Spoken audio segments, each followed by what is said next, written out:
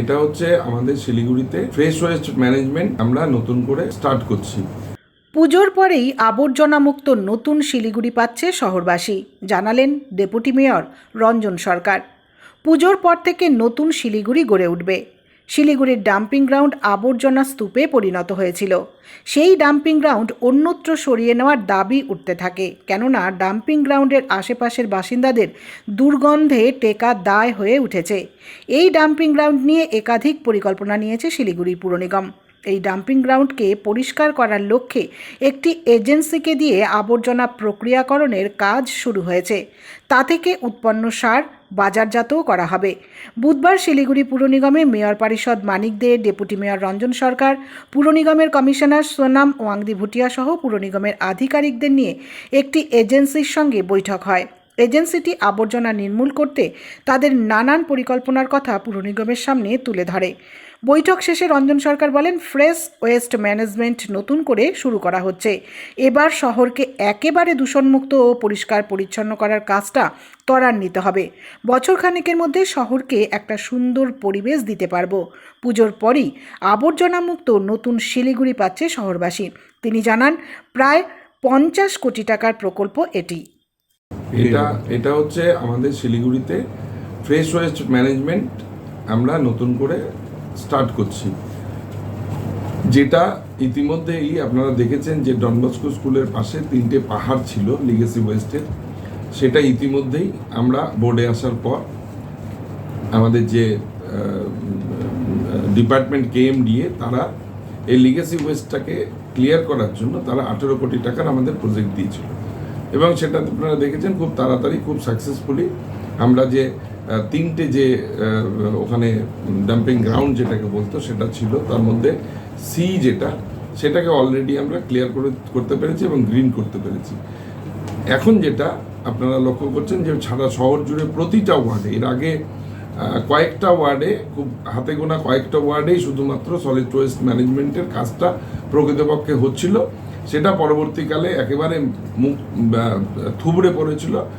সেটাকে আমাদের সরকার, মাননীয় মুখ্যমন্ত্রী, আমাদের মাননীয় ইউডিএমএ মিনিস্টার জনাব ফিরহাদ হাকিম, তিনি আমাদের এটাকে গুরুত্ব দিয়ে কলকাতার পাশাপাশি বিধাননগর এবং শিলিগুড়ি এটাকে গুরুত্ব দিয়ে তারা আমাদের এই ফ্রেশ ওয়েস্ট ম্যানেজমেন্টের কাজটা ইতিমধ্যেই আমাদের কনজারভেন্সি ডিপার্টমেন্ট এটাকে স্টার্ট করেছি আমরা।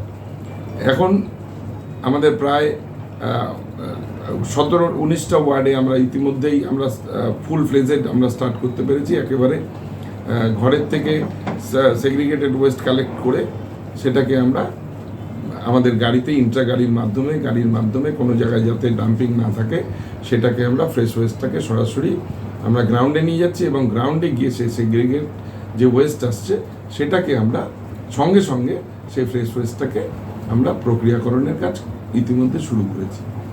এখন যেটা আমরা নতুন করে স্টার্ট করছি, দেখবেন ওখানে আমাদের ওয়্যার হাউস তৈরি হয়েছে। ওয়্যার হাউসে এই সেগ্রিগেটেড ওয়েস্টগুলোকে আমরা ডাম্প করব, এবং আগামী 6 মাসের মধ্যে আমরা আশা করছি নতুন করে যে আমাদের সুডা যে এজেন্সিকে রিক্রুট করেছেন, সেই এজেন্সি আমাদের শহরের এই ফ্রেশ ওয়েস্টটাকে এখন পুরোপুরি ম্যানেজমেন্ট করবেন, এবং 350 মেট্রিক টন এর টার্গেটকে সামনে রেখে এই কাজটা আমরা খুব তাড়াতাড়ি শুরু করতে যাচ্ছি।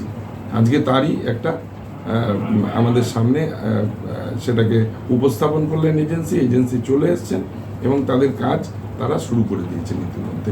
তাতে কী হবে, শহরের যে এনজিটির গাইডলাইন মেনে এবং শহরকে একেবারে দূষণমুক্ত পরিষ্কার পরিচ্ছন্ন রাখার যে কাজটা আমরা করছিলাম সেটা ত্বরান্বিত হবে, এবং খুব তাড়াতাড়ি আমরা আশা করছি বছরখানেকের মধ্যে শহর একটা নতুন একটা পরিবেশ আমরা শহরকে দিতে পারি।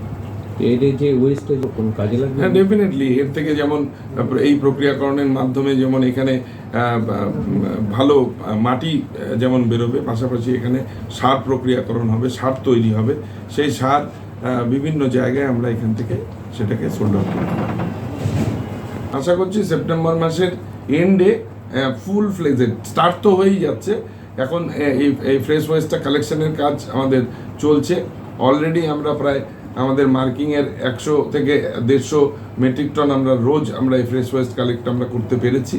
আমরা আশা করছি সেপ্টেম্বরের মাসের মধ্যে আমাদের যে টার্গেট 350 মেট্রিক টন সেটাকে আমরা পুরো করে আমাদের ফ্রেশ ওয়েস্টের কাজটা ফুল ফ্লেজে আমরা তুলে দিতে পারবো।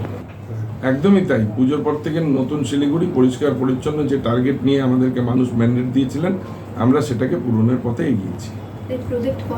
এটা এখনো পর্যন্ত ওইভাবে প্রজেক্ট করে দেখুন, আমাদের এখনো 350 মেট্রিক টনে আমরা ফ্রেশ ওয়েস্টে সেই জায়গায় যখন পৌঁছবো, আশা করছি এটা 40 থেকে 50 কোটি টাকার একটা প্রজেক্ট আমরা পেয়েছি।